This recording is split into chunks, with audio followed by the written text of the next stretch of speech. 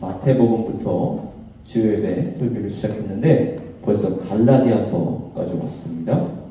갈라디아서 2장 15절에서 21절 말씀입니다. 갈라디아서 2장 15절에서 21절 말씀을 교독하시다가 마지막 한 구절은 합독하도록 하시겠습니다. 갈라디아서 2장 15절에서 21절 말씀 다 찾으신 줄 믿고 교독 시작하도록 하겠습니다. 우리는 본래 유대인이요 이방죄인이 아니로되 말미암음이 아니요 오직 예수 그리스도를 믿음으로 말미암는 줄 아니므로 우리도 그리스도 예수를 믿나니 이는 우리가 율법의 행위로서가 아니고 그리스도를 믿음으로써 의롭다함을 얻으려 함이라. 율법의 행위로서는 의롭다함을 얻을 육체가 없느니라. 만일 우리가 그리스도 안에서 의롭게 되려 하다가 죄인으로 드러나면 그리스도께서 죄를 짓게 하는 자냐? 결코 그럴 수 없느니라. 다시 세우면 내가 나를 범법한 자로 만드는 것이라. 내가 율법으로 말미암아 율법에 대하여 죽었나니 이는 하나님에 대하여 살려 함이라. 내가 그리스도와 함께 십자가에 못 박혔나니 오직 내 안에 그리스도께서 사시는 것이라. 이제 내가 육체 가운데 사는 것은 나를 사랑하사 나를 위하여 자기 자신을 버리신 하나님의 아들을 믿는 믿음 안에서 사는 것이라. 우리 다 같이요. 내가 하나님의 은혜를 패하지 아니하노니 만일 의롭게 된 것이 율법으로 말미암으면 그리스도께서 헛되이 죽으셨느니라. 아멘. 우리 갈라디아서는 사도 바울이 가장 먼저 저술했고 또 가르쳤던 그 가르침이 기록된 서신서입니다. 그러다 보니까 가장 그 당시에 필요했고 가장 중요했던 말씀, 그러니까 사도 바울이 가장 간절하게 또 가장 긴급하게 나눌 수밖에 없었던 그 복음의 핵심을 다루고 있는데 그것은 바로 이신득의, 그러니까 믿음으로 말미암아 의롭게 되는 것이다 라는 것을 다루고 있습니다. 왜 이 부분이 특히 중요하냐? 유대인 그리스도인들이 처음에는 초대교회 당시에는 더 많았단 말이죠. 우리 예수 그리스도의 12제자가 다 유대인 그리스도인들이라는 것을 감안하면 처음에는 본래 유대인 그리스도인들이 더 많았어요. 그러니까 주류를 이루다가 어느 순간 유대인 그리스도인들은 수가 점차적으로 감소하고 이제 이방인 그리스도인들이 점점 그 역전 현상을 보인다라고 제가 반복적으로 말씀을 드렸습니다. 그래서 이 유대인 그리스도인들에게 먼저는 사도 바울이 복음의 핵심이 무엇인지를 전할 필요가 있었어요. 제가 이번 학기에 여러 과목을 가르치는데 그 가르치는 과목 중에 하나가 구약 신학이거든요. 구약 성경 신학. 이 구약 신학을 우리가 바른 관점으로 어떻게 바라봐야 하고 어떻게 접근해야 하고 어떻게 해석해야 하며 적용해야 하는가를 지금 가르치고 있는데 거기에서 나오는 것이 바로 유대인들의 성경. 그러니까 우리에게는 이 성경이 어떤 성경이죠? 구약 성경이죠. 이 구약 성경을 바라보는 관점이 같을까요? 다를까요? 다를 수밖에 없겠죠. 다르기 때문에 유대교고 다르기 때문에 기독교, 그리스도교가 되는 것입니다. 그러니까 가장 쉽게 여러분들께 예를 들어 보이자면 유대인들은 구약 성경을 읽을 때에 구약 성경 자체로 끝내버립니다. 그러니까 구약 성경 자체로 끝내버리니까 하나의 예를 한번 들어볼게요.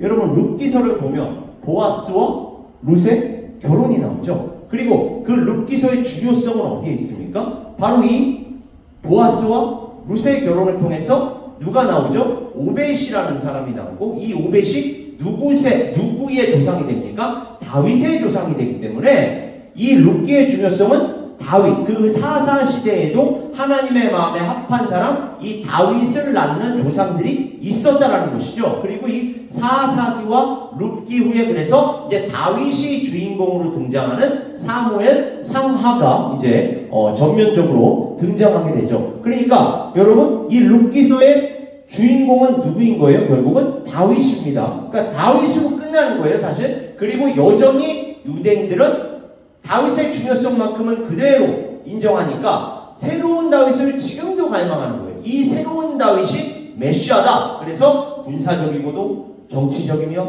경제적인 메시아. 그래서 이 다윗과 같이 이방 나라들로부터 우리 이스라엘을 구원해줄, 다시 한번 강성하게 만들어줄 그러한 다윗을 여전히 기다린단 말이에요. 근데 자, 그렇다면 우리 그리스도인들은 이 룻기서의 중요성을 어떻게 다가가야 할까요? 다가가야 하는 여러 가지 것들 중에 하나가 뭐냐면 이 구약 성경의 신학, 이 구약 성경을 푸는 딜레마가 뭐냐? 우리는 한 차원 더 높이 접근합니다. 그게 무슨 말이냐면 이걸 부인하는 게 아니에요. 다윗의 중요성을 우리가 결코 부인하지 않습니다. 왜 다윗의 중요성을 부인하겠습니까? 다만 우리는 다윗으로 끝나는 게 아니라 누구로 끝납니까? 예수 그리스도로 끝나는 것입니다. 그러니까 우리는 기독교 예수 그리스도를 믿는 그리스도교가 되는 거예요. 그러니까 이게 무슨 말이냐?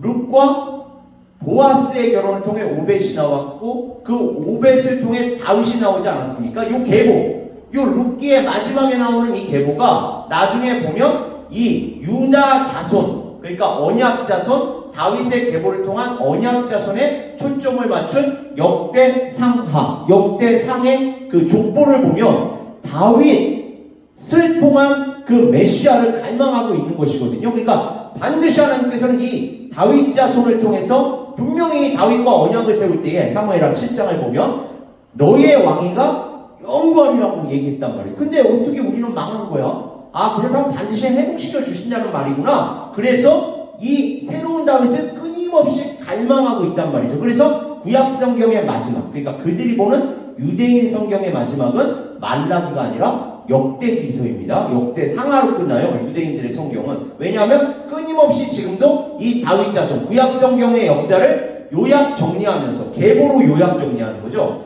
계보로 요약 정리하는데 그 중심은 다윗인 거예요. 그러니까 다윗 자손으로 정말로 새로운 다윗이 우리에게 올 것이다. 그가 바로 하나님께서 우리 유대인들에게 주신 메시아다. 이렇게 믿고 있는데 우리는 어떻게 여기서 한 걸음 더 나아가느냐? 룻기서 마지막에 나와 있는 그 계보가 다윗으로 향하는 계보이라는 거 인정합니다. 이거 부인하는 게 아니에요. 인정해요. 그리고 이게 역대상에 나와 있는 계보로 이어진다는 것 또한 인정합니다. 자, 근데 우리는 여기서 끝나지 않습니다. 이 계보가 마태복음 1장에 나와 있는 계보로 이어지는 것입니다. 그래서 마태복음 1장에 뭐라고 기록되어 있습니까? 아브라함과 다윗의 자손 예수 그리스도의 세계라 이렇게 나옵니다. 그러니까 다윗의 그 계보, 다윗을 향한 그 계보가 누구를 통해 완성되었다는 걸 신약 성경의 저자가 지금 이야기하는 겁니까? 마태복음이 예수 그리스도다. 그러니까 우리는 이 계보 또한 예수 그리스도로 한 차원 더 승화시키면서 완성시키면서 이 예수 그리스도를 말 그대로 궁극적인 다윗으로 믿는 것. 이게 바로 그리스도교란 말이에요. 그러니까 우리가 구약 성경이 이야기하는 유대인들이 믿는 그 중요성을 부인하는 게 아니라 받아들입니다. 그래서 이걸 신학적으로, 신약이 아니라 신학적으로 뭐라고 얘기하느냐? 이중성취라고 얘기해요. 이중성취 혹은 다중성취라고 얘기합니다. 하나님의 점진적인 계시 속에서 그 당시의 시대적 상황 속에서 성취된 면이 있고, 그러니까 유대인들이 보듯이 맞아, 성취된 거 맞아, 이거 인정합니다, 믿습니다. 그러나 이걸로 끝나는 게 아니라 더 완성된 개념이 있어, 더 궁극적인 개념이 있어. 그게 뭐라는 거예요? 예수 그리스도라는 것입니다. 그러니까 신약이라는 거예요. 그죠? 그러니까 이 이중성취, 이 다중성취를 우리는 믿는 것입니다. 이게 어디에서 나타납니까? 특히 바울 서신서에서 나타나요. 그죠? 그러니까 사도 바울이 구약 성경을 얼마나 정통하게 공부했겠습니까? 그 가말리엘의 문화에서 얼마나 정통하게 공부했겠어요. 근데 나중에 다메섹 도상에서 예수 그리스도를 핍박하는 자들을 심지어 죽이기까지 하다가, 스데반 집사를 그래서 죽이잖아요. 죽이기까지 하다가 또 그리고 더 죽이려고 하다가 다메섹 도상에서 부활하신, 다른 예수가 아니라 여기서 강조점은 부활하신 예수 그리스도를 거기서 만나게 됩니다. 그러면서 내가 믿었던, 내가 공부했던 구약 성경은 이 부활하신 예수 그리스도 안에서 다 완성된 것이라는 이러한 더 큰 확신, 더 완전한 확신을 가지고 그 이후에 아라비아 광야로 가서 지금까지 공부했던 그 유대인들의 관점이 아닌 예수 그리스도 중심적인 관점으로 3년을 다시 공부하고 다시 돌아와서 이제 교회 사역을 시작하는데, 교회 사역을 시작할 때에 처음으로 기록한 책, 처음으로 제시한 책이 바로 이 갈라디아서라는 것입니다. 그래서 율법으로 너희가 구원을 얻는 거 절대 아니야라는 말이 그래서 나온 겁니다. 구약 성경 내내 너희가 율법을 지키면, 그 율법에 순종하면 너희가 축복도 받고 구원도 받는데, 율법을 지키지 않으면, 율법을 너희가 행하지 않으면 너희는 구원이 아니라 축복이 아니라 저주를 받게 될 거야. 심판을 받게 될 거야. 이게 바로 율법 아닙니까? 근데 이 율법으로는 구원을 얻을 유체가 단 하나도 없다라는 게 오늘 지금 갈라디아서 2장 본문 말씀에 기록되어 있는 거예요. 다시 말해서 이 갈라디아서는 율법 준수를 통해서 구원을 얻는다라고 그때에도 끊임없이 주장하는 유대 거짓 교사들 또는 율법주의에 대항하여, 그러니까 율법주의를 가르치는 율법교사들, 거짓교사들이라고 얘기합니다. 성경은, 신약 성경은 특히 이들을, 또는 율법주의, 이러한 것들에 대항해서 아니야, 구원은 그렇게 얻는 게 아니라 구원이라는 것은 하나님께서 은혜로 주시는 믿음, 은혜를 받는다면 우리는 믿음이라는 걸 갖게 되어 있는데, 그 믿음이라는 건 구약 성경에 남아있는 그 여호와 하나님께 대한 믿음이, 제가 주라는 말을 가지고도 예전에 한번 설명한 적 있죠. 구약 성경에는 더 롤드라고 나와 있잖아요.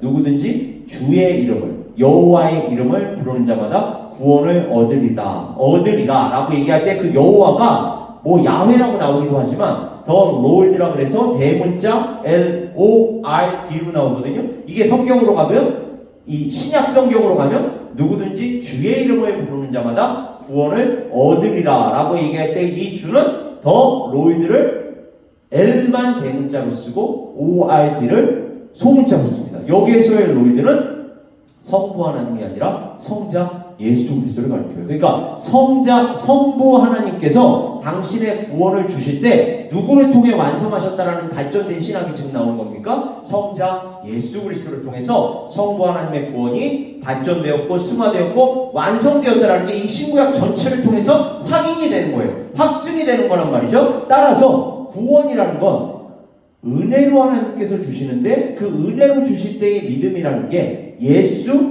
그리스도에 대한 믿음이다. 그 예수 그리스도란 아까 사도 바울이 누구를 만났다고요? 부활하신 예수 그리스도를 만나셨습니다. 사망 권세를 이기신 예수 그리스도를 만났어요. 사망 권세를 이기신 그 예수 그리스도를 믿으면 너희가 원래 율법을 못 지켜서 저주와 심판을 받게 되는데, 부활하신 예수 그리스도와 같이 사망과 저주를 뚫고 일어날 것이다. 그리고 너희가 새 생명을 얻게 될 것이고 영원한 생명을 얻게 될 것이다 라는 것이 바로 이 갈라디아서의 핵심입니다. 자, 오늘 본문 말씀 중심으로 좀 더 자세히 살펴보면 사도 바울이 오늘 15절 이렇게 시작하죠. 우리는 본래 유대인이요 이방 죄인이 아니로되 라고 말하면서, 야, 율법을 지킴으로써 구원을 얻는다라는 것을 주장할 것 같으면 유대인들인 우리가 해야 하지만 아닌 건 아니기 때문에, 더더군다나 사도 바울이 나중에 다른 서신서에서는 이렇게까지 얘기하죠. 내가 유대인 중에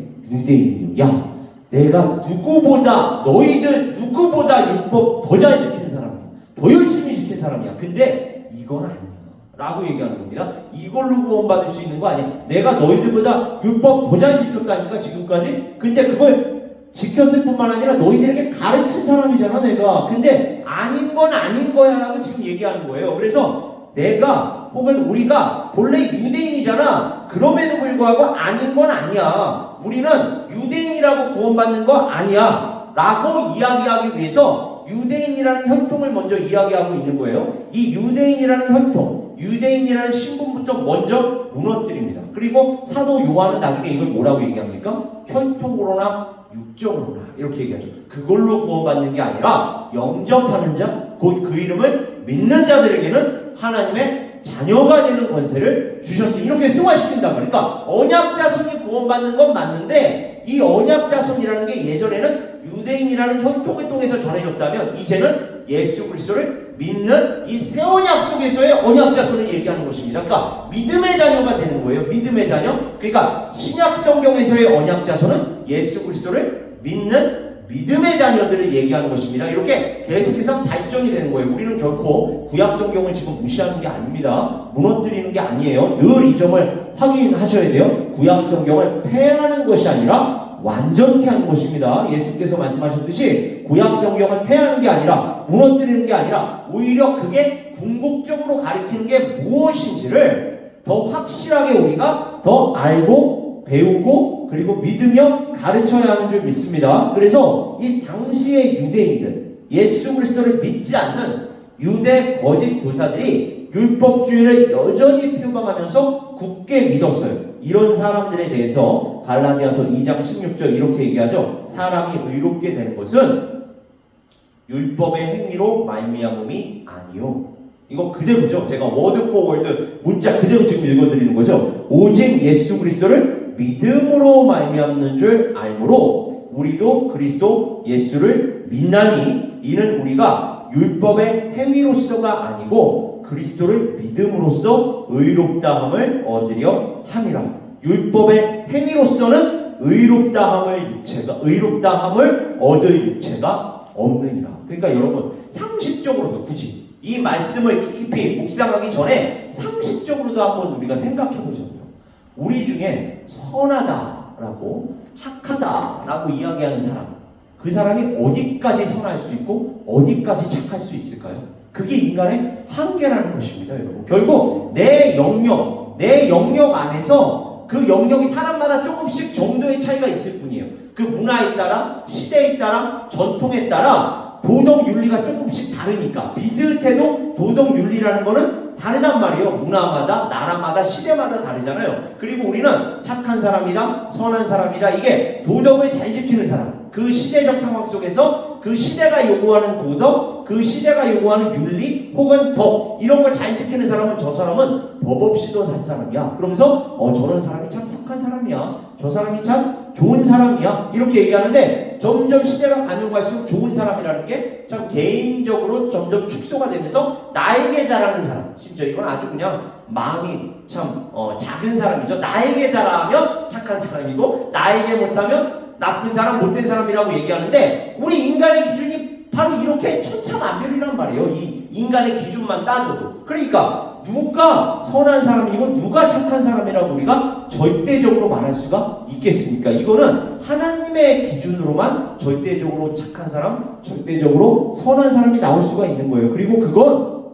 우리가 무언가를 지켜서가 아니라 예수 그리스도를 믿음으로 말미암아 예수 그리스도가 내 안으로 들어오고 예수 그리스도의 성령께서 내 안으로 들어오셔서 내 안에 내주하시고 나를 통하여 역사하실 때에 하나님께서 아름답다, 선하다 이렇게 칭해 주시는 줄 믿습니다. 그러니까 우리의 행위로가 아닌 거예요. 우리가 뭔가를 참 세상 사람들이 칭찬할 만한 뭔가를 해서 우리가 선하다, 착하다 이런 평가를 받는 것이 아니라 성경에 따르면 우리가 오직 예수 그리스도를 믿음으로 말미암아 우리는 의롭게 된다라는 것을 사도 바울은 지금 본문 말씀을 통해서 직접적으로 언급하고 있다라는 것입니다. 그는 또한 유대 거짓 교사들이 주장하는 이 율법으로 말미암아 사람이 의롭다함을 얻을 수 있다 할지라도 그런데 맞아. 그러면 너희 말대로 그 율법을 다 지켜서 의롭게 될 수 있다고 치자. 선하게 될 수 있다고 치자. 착하게 될 수 있다고 치자. 근데 그 율법을 지킬 사람이 없어. 지금 그 얘기하는 거예요. 그렇게 지켜서 선한 사람이 될 수는 있는데 그렇게 지킬 사람이 없어라는 것을 육체라는 말, 육체라는 핵심으로 지금 사도 바울은 힘주어 말하거든요. 여기에서 사람이 아니라 육체라고 지금 표현합니다. 다시 한번요. 의롭다함을 얻을 사람이 없느니라가 아니라 의롭다함을 얻을 육체가 없느니라. 여기에서의 육체라는 말은요, 헬라어로 가보면 사르크스라는 말인데, 이 사르크스라는 말은 몸, 육신 또는 인간을 가리키는데, 특히 어떨 때 이 단어가 쓰이느냐? 죄성을 지닌 죄인으로서의 몸, 죄인으로서의 육신을 표현할 때 이 단어가 쓰입니다. 그러니까 여러분 제가 늘 얘기하지만 몸이라고 해서 육신이라고 해서 육체라고 해서 다 부정적인 말은 아니에요. 우리가 육신이 없다면 다시 말해서 물질이 없다면 돈이 없다면 이 세상에서 어떻게 살아갑니까? 그게 나쁜 게 아니에요. 돈 자체가 나쁜 게 아니라 성경에서는 뭘 얘기합니까? 돈을 사랑함이 그죠? 돈을 누구보다 특히 더 사랑함이 하나님보다 예수 그리스도보다 더 사랑하는 것이 악한 것이지 돈 자체가 악한 게 아니라는 겁니다. 다시 말해서 육체도 육신도 우리의 이 육신적인 것들도 사실 악한 건 아니에요. 절대적으로. 그러나 이것이 죄와 연결될 때 그러니까 이 죄라는 건 내 마음대로 하려고 할 때 하나님의 말씀대로가 아니라 내 마음대로 하려고 할 때 특히 이 내 마음대로 하려고 하는 이 죄성을 표현할 때에 바로 이 사르크스라는 말이 등장하는데 제시되는데 죄성을 지닌 이 죄인으로서의 몸이요 육신을 가리키는 이 말은 그래서 죄의 삭신 사망과 저주에 처할 수밖에 없는 인간의 본성 인간의 운명을 표현할 때 또 사용이 됩니다. 이와 동일한 언어가 로마서 3장 19절에서 20절에서 사용이 돼요. 제가 한번 읽어볼게요. 우리가 알거니와 물은 율법이 말하는 바는 율법 아래에 있는 자들에게 말하는 것이니 이는 모든 입을 막고 온 세상으로 하나님의 심판 또는 정죄 아래에 있게 하려 함이라. 그러므로 율법의 행위로 그의 앞에 의롭다 하심을 얻을 육체가 없나니 이렇게 나오죠. 이 단어가 똑같이 쓰인 겁니다. 율법으로는 죄를 깨달으니라. 율법이라는 거는 우리에게 그거를 너희가 다 지켜야 구원을 받아 이런 목적으로 주신 게 아니라 하나님께서 너희 그거 못 지킨다라는 걸 너희가 깨달아야 하고 대신에 너희를 대신하여 너희를 대리하여 대표하여 너희들을 위하여 죽을 수 있는 그 율법을 지킬 수 있는 그 자를 믿으라고 주신 거야. 이걸 깨닫게 하기 위해서. 그래서 조금 전에 죄를 깨달음이니라. 율법으로는 죄를 깨달음이니라 라고 사도 바울은 로마서 3장에서 이야기합니다. 이로 보아서 사도 바울이 이 사르크스라는 핵심어를 사용한 것은 죄인으로서의 인간 그런데 죄에 대항해서 죄를 이길 수가 없는 죄에게 굴복할 수밖에 없는 인간 그래서 죄의 노예로 전락해서 죄에 갇힌 인간의 숙명을 가르쳐주기 위한 것이라는 것을 우리가 알 수가 있죠. 이것을 본서 3장 22절과 연결시켜 볼 때 이것이 너무나도 분명하거든요. 성경이 모든 것을 죄 아래에 가두었으니 이는 예수 그리스도를 믿음으로 말미암는 약속을 믿는 자들에게 주려 함이라. 이렇게 얘기합니다. 이와 같이 그는 성경이 죄 아래에 우리 모든 인간을 가두었다고 가르칩니다. 이게 너무 중요해요. 가두었다. 우리가 누구에게 갇힌 거예요? 그러면 죄와 사망에게 갇힌 겁니다. 자, 인본주의 신학과 자유주의 신학과 여기서 얼마나 또 다른지를 한번 설명해 볼게요. 여러분 해방신학이라고 좀 들어보셨을 거예요. 특히 한국에서 이 자유주의, 인본주의 그 신학의 그 한신대학교라고 그 아주 자유주의와 인본주의의 발상지라고 할 수 있는 우리나라에서 이들이 해방신학, 민중신학 이러한 것들을 주장했는데 이들이 주장하는 게 이거예요. 야, 출애굽기를 보니까 하나님께서 이 세상의 그 아주 독재자들, 통치자들에게 억압을 당하고 압제를 당하는 자들을 구원하시네. 자유와 해방을 주시네. 아, 그렇다면 우리 지금 대한민국에서 이 군사 독재자, 이 독재자들에게 하나님께서 대항하라고 우리에게 자유와 해방을 얻으라고 이 말씀을 주셨구나. 이게 민중신학, 해방신학입니다. 그러나 제가 늘 얘기했죠. 구약 성경은 늘 그림자라고 얘기했습니다. 그건 그렇게 해석해서 우리 스스로 어떻게 참된 자유를 얻습니까, 여러분? 그렇게 해서 무슨 그 독재 정권에 대항해서 뭐 일어나면은 이 세상이 대한민국이 정말 살기 좋은 대한민국이 되나요? 또 다른 통치자가 나타납니다. 또 다른 지도자가 나타나요. 또 썩고 썩습니다. 이게 인류 역사의 반복이에요. 인류 역사를 통해서 하나님께서 알려주시는 거예요. 우리 인간에게는 희망이 없다라는 거. 그러니까 여기에서 얘기하는 자유와 해방은 어떤 자유와 해방을 얘기합니까? 이 죄악된 세상으로부터의 해방을 얘기하는 거니까 출애굽기의 역사는 너희가 누군가의 혹은 무엇인가의 노예로 잡혀있는 거 맞아.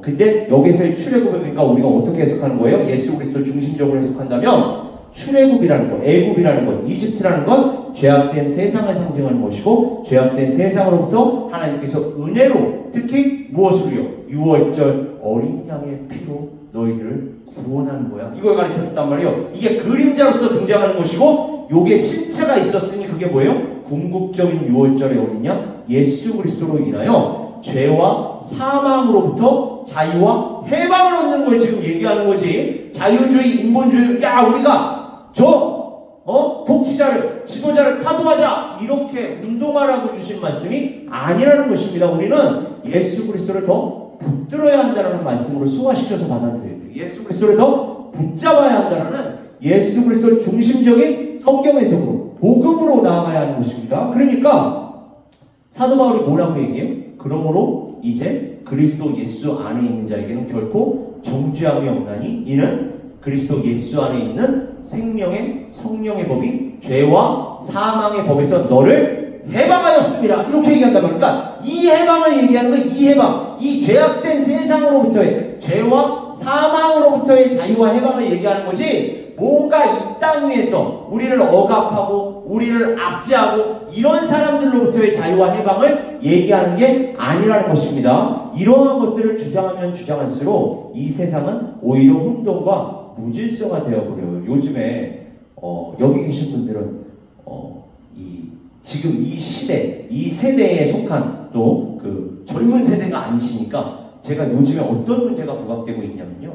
요즘에 SNS나 유튜브나 이런 데 보시면 오늘 뉴스에도 나왔는데 사적 제재라는 게 있습니다. 사적 제재. 들어보셨는지 모르겠어요. 사적 제재라는 게 무슨 말이냐면 범죄자나 혹은 이 사회에서 지탄을 받을 만한 사람들이 있단 말이에요. 이 사람들을 과거에는 경찰이나 공권력이 가서 법적으로 어떻게 했습니까? 처벌을 했죠. 또 형벌을 주었습니다. 진짜로 법적으로 문제가 있으면 이걸 법적 제재라고 얘기했는데 이게 아니라 요즘에 유튜버들이나 SNS 혹은 영향력이 좀 있는 사람들이 사적으로 가서 너 나쁜 놈, 너 못된 놈 이래가지고 개인적으로 복수를 하는 거예요. 개인적으로 보복하는 것입니다. 이게 정말로 나쁜 사람들, 정말로 못된 사람이니까 우리가 그 모습을 보면서 그 유튜브 영상을 보면서 통쾌함을 느낄 수 있을지는 몰라도 야 경찰이 못하는 걸 저 사람이 해주네, 야 공권력이 못하는 걸 저 사람이 해주네 라고 통쾌함을 느낄 수 있을지는 몰라요. 그런데 이것이 악용이 되면 저마다 자기만의 기준이 다르니까 아까 제가 얘기했잖아요. 사람마다 다 도덕의 기준이라는 게 다 달라요. 관습의 기준이라는 게 다 달라. 삶의 기준이 다 다릅니다. 선과 악의 기준이 다 다른데 다 다른 이 기준 속에서 너는 착한 놈, 너는 착한 놈, 나는 나쁜 놈 이래가지고 착한 사람이라고 생각하는 사람들이 나쁜 사람들의 사적으로 가서 복수를 하기 시작한다면 이게 얼마나 큰 문제가 되겠습니까? 오히려 무질서가 되고 혼란이 되는 거예요. 그러니까 하나님의 말씀을 얼마나 성경 전체적으로 그리고 예수 그리스도 중심적으로 해석하는 것이 중요한 것인지 개인적으로, 사회적으로, 국가적으로 이렇게 나타나는 것입니다, 여러분. 그러니까 말씀을요, 우리는 성경을 공부하고 연구하고 적용할 때 바로 이렇게 예수 그리스도 중심적으로 적용해야 그렇다면 우리가 죄와 사망 그 노예로부터 자유와 해방을 얻는 자들로서 이제는 우리가 무엇을 어떻게 해야 하느냐? 아직 예수 그리스도를 믿지 못하여 죄와 사망의 권세 아래 놓여 있는 자들을 불쌍히 여기면서 싸우려고 하는 게 아니라 세상 사람들처럼 총칼을 맞대고 그냥 서로 그냥 싸우려고 해봐야 핵전쟁이 일어나고 인류 멸망하지. 그게 뭐가 그리스도인들이 해야 할 바입니까? 우리는 오히려 그들을 어떻게 해야 돼요? 불쌍히 여기면서 기도하며 나아가야 할 줄 믿습니다. 그리고 우리가 말씀으로 복음으로 그들에게 가르침을 전해주면서 그 말씀이 역사하도록 해야 돼요. 말씀이 그들을 변화시키도록 해야 할 줄 믿습니다. 우리가 총칼을 맞대고 싸우는 게 아니라 하나님의 말씀, 그 영적 전쟁, 에베소서 6장에 따르면 성령의 검, 말씀의 검으로 우리는 상대해야 하는 거지 이 세상의 총칼로 상대하는 것이 아닙니다. 우리는 성령의 검, 말씀의 검으로 가야 돼요. 말씀으로 그들에게 다가가서 말씀을 가르치고 전해주어야 하고 그래서 그 말씀이 정말로 능력이 되어서 그들에게 예수 그리스도가 성령이 그들 안으로 들어가서 그들을 변화시키도록 우리가 기도하면서 나아가는 것이 교회의 사명이고 그리스도인들의 사명인 것이지 우리가 똑같이 그들과 똑같이 전쟁을 일으키는 양상으로 가서는 안 되는 것입니다. 우리는 예수 그리스도의 십자가의 길을 따르는 자들이에요. 예수 그리스도의 그 십자가 보혈, 예수 그리스도의 십자가 앞으로 날마다 더 가까이 나아가야 하는 자인 줄 믿습니다. 그렇다면 우리는 싸움이 아니라 화평, 전쟁이 아니라 평화를 부르짖어야 하는 자들입니다. 예수 그리스도 안에서 물론 따라서 우리는 바로 이 예수 그리스도 중심적으로 이 구약성 그리고 성경 전체를 사도 바울과 같이 율법이 아니라 예수 그리스도를 믿는 믿음이다 라고 이야기하듯 우리는 이 모든 것들을 다 예수 그리스도 중심적으로 바라보고 해석하고 적용하면서 바로 이 복음으로 하나님의 나라를 확장시켜야 할 줄 믿습니다. 성경의 목적은 죄인들에 대한 심판인 동시에 예수 그리스도를 믿는 자들에 대한 구원입니다. 예수 그리스도를 믿는 우리에게는 심판의 메시지가 아니라 구원의 메시지가 되는 것이고 이 구원의 메시지를 하나님께서 세상을 상징하는 애굽에서 당신의 계획과 섭리 가운데 은혜로 이스라엘 민족을 탈출시켜 주셨듯이 출애굽시켜 주셨듯이 하나님께서는 역시 예수 그리스도 안에서 죄와 죄의 삭신 사망에 갇힌 우리를 해방시켜 주시기에 바로 이와 같은 자유와 해방을 우리가 함께 누리자라는 이러한 마음, 이러한 삶, 이러한 인격, 이러한 사역으로 나아가야 할 줄 믿습니다. 본문 말씀 16절 이 말씀만 마지막으로 나누고 오늘의 설교를 마치고자 합니다. 사도 바울은 율법주의를 표방하는 유대인들에게 율법으로는 의롭다함을 얻을 수도 없을 뿐만 아니라 설령 얻을 수가 있다 한들 우리는 지킬 수가 없다. 우리를 대신해서 지켜줄 수 있는 그 누군가로 인하여 우리는 의롭다함을 얻게 될 것이다. 여기에서 의롭다함이라는 것도 행위를 통한 의롭다함이 따라서 아닌 거예요. 우리를 대신한 예수 그리스도를 믿음으로 말미암아 하나님과 바른 관계를 맺는다라는 의미에서의 의인 거예요. 우리 스스로는 하나님과 바른 관계를 맺을 수가 없습니다. 왜요? 본질적으로 죄인이기 때문에. 우리가 아니라 예수 그리스도께서 십자가를 통하여 하나님과 우리 간에 다리를 놓아주신다면 중재자라고 얘기하죠. 우리는 그 예수 그리스도 안에서 하나님께로 가까이 나아갈 수가 있고 그러면 하나님과 바른 관계를 맺을 수가 있으니 바로 이와 같은 의미에서 우리는 의인이 되는 것이고 또 우리가 있는 건 아니기 때문에 하나님께서 우리를 의인이라 칭해 주시는 줄 믿습니다. 바로 이와 같은 의미에서 정말로 하나님 보시기에 아름답고 선한 의인 우리 한 사람 한 사람 되시고 또 에베네스의 성교교회 바로 이 의의 사역을 함께 감당할 수 있기를 주님의 이름으로 축원합니다. 우리 시간 함께 기도하겠습니다. 아버지 하나님, 우리에게는 정말로 어떠한 소망도 없습니다. 우리